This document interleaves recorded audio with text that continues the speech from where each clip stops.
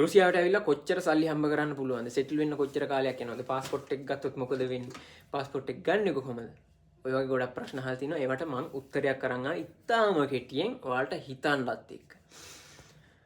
මෙන්න මෙහෙමයි සරලව. ඔයාලගේ ජීවිත කාලය ඇතුළ අනිවාර්යයෙන්ම පන්සලකට, පල්ලියකට, කෝවිලකට, දේවාලයකට ගිහිල්ලාම තියෙන්න ඕනේ. අනිවාර්යයෙන්ම ගිහිල්ලා තියෙන්න ඇති. එහෙම ගියපු වෙලාව අනිවාර්යයෙන්ම ඔයාලට මෙන්න මෙහෙම දෙයක් දකින්න හම්බෙනවා. පිඟන් වල, රාක් වල, කෝප් වල, පැංකලවල, පඩිපෙළවල වල, ගාන්ටාරවල, ගාන්ටාර කුළුණු වල, වැටවල් වල, තාප්පු වල ගහලා තියෙන මෙන්න මෙහෙම ලස්සන වචනයක්. වගන්ති කීපයක්. මෙම ස්මාරකය හෝ මෙම කෝප්පය අහවල් ගම්මානයේ විසු මෙන්න මේ සිල්මාතා මියගී සිල්මාතාවට හෝ අත්තම්මාට පින් පිණිස ඇමරිකාවේ වසන ඔහුගේ පුත්‍රයා හෝ මුණුබුරා විසින් සාදා පූජා කරන ලදී. එක්ක ඉතාලියේ වසන ඔහුගේ ඥාතීන් විසින්, ඇයගේ ඥාතීන් විසින් සාදා පූජා කරන ලදී. ජපානයේ වසන මේ මහතා විසින් පූජා කරන ලදී. ඉතාලියේ වසන මේ මහතා විසින් පූජා කරන ලදී.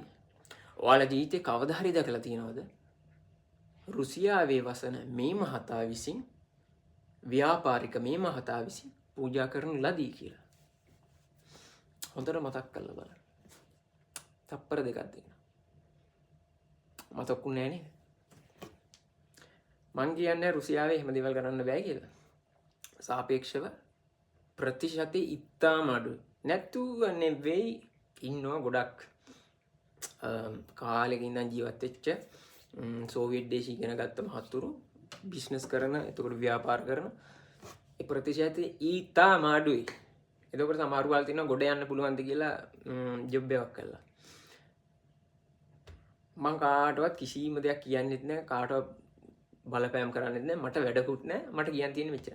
සල්ලි හම්බ කරන්න ඕන නම් ඒක නම් අදහස, ඒක නම් තියෙන ඔළුවේ තියෙන එකම මේ එක කොරියාවට යන්න, සෞදි අරාබියට යන්න, උතුරු කොරියාවට ඒ රටවල සල්ලි හම්බ කරන්න ලේසි. ඒවා සල්ලි හම්බ කරන රටවල.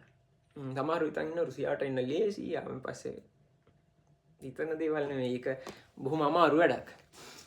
ඊට පස්සේ ස්ටුඩන්ට් වීසා අරගෙන ඇවිල්ලා ජොබ් කරන්න පුළුවන් ඉගෙන ගන්න.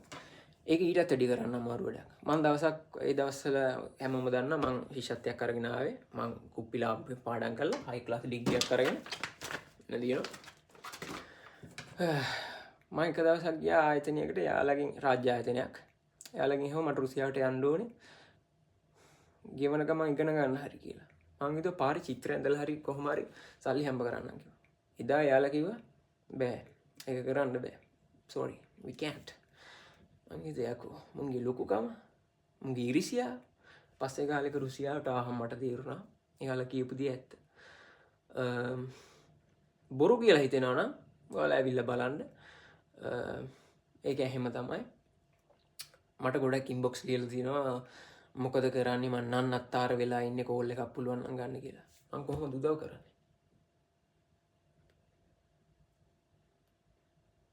හැම මිනිස්සෙක්ටම මොලයක් දීලා තියෙන්නේ අඩුම ගානේ ඕන රටකට යනවා නම්, මං කාටවත් බයින්නෙත් නෑ මොකක් කියන්නේ.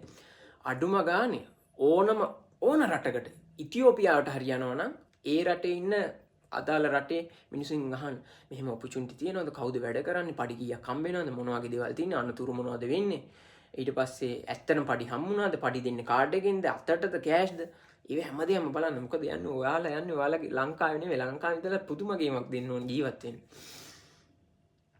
ඒකින්ද වෙන රටකට, වෙන කම්පැනි එකකට යනවා අනිවාර්යයෙන්ම අහන්න බොරුවට අමාරු වැටෙන්නේ නැති වෙන්න. මොකද පිට රටකට ආවන් පස්සේ ලංකාවේ මිනිස්සුෙක්වත් බලන්නේ. පිට රටකට ආවන් පස්සේ පරිස්සම් වෙන්න ඕනේ.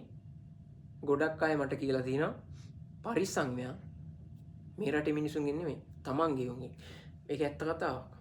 අත්දැකීමෙන් කියන්නේ. ඉතින් ඔයාලට ප්‍රශ්නයක් තියෙනවා නම් නිකන් කමෙන්ට් එකක් විදියට ලියාගෙන යන්න. මොකද මම හැම වෙලේම කියන්නේ කමෙන්ට් එකක් විදියට අනිත් මිනිසුන්ට ආස හිතෙන, අනිත් මිනිසුන්ටත් වැදගත් වෙනවා. ඉතින් ඔච්චරයි මට කියන්න තියෙන්නේ. ඒක හරියට චීනට ගිහිල්ලා ස්ටුඩන්ට් කරන කාලේ ස්ටුඩන්ට් කෙනෙක් විදියට ඉන්න කාලේ කීයක් හම්බ කරන්න පුළුවන්ද? බිඳුවයි. චීනේ වැඩ කරන්න දෙන්නේ නැහැ. බොහොම ඉතාම කලාතුරකින් සමහරක් වෙලාවට වැඩ කරන්න පුළුවන් ඔෆිෂියලි.